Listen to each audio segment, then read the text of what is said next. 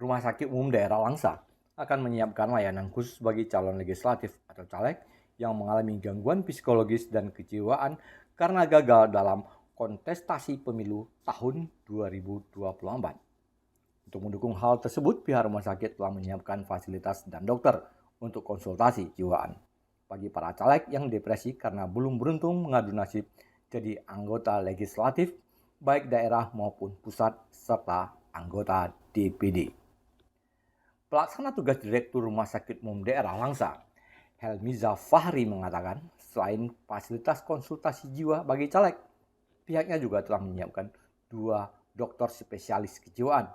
Sehingga ketika ada caleg yang mengalami gangguan kejiwaan akibat kalah dalam kontestasi pemilu tersebut bisa langsung ditangani.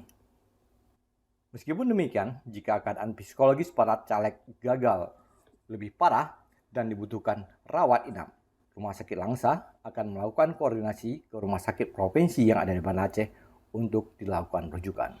Di kita untuk menghadapi seandainya nih ya yang sifatnya preventif dan kuratif, tentunya kita pertama akan berkoordinasi dengan Dinas Kesehatan terkait nanti penata laksanaan seandainya ditemukan ada anggota ataupun calon legislatif yang gagal mungkin ataupun yang calon dari eksekutif yang juga gagal. Di kami dokter spesialis jiwa itu ada 2 orang. Insya Allah poli kita buka ya dari hari Senin sampai dengan hari Jumat.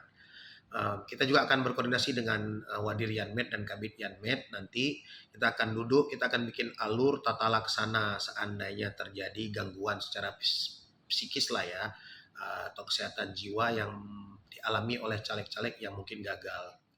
Dari Langsa, Selino Vita melaporkan untuk Puja TV Aceh.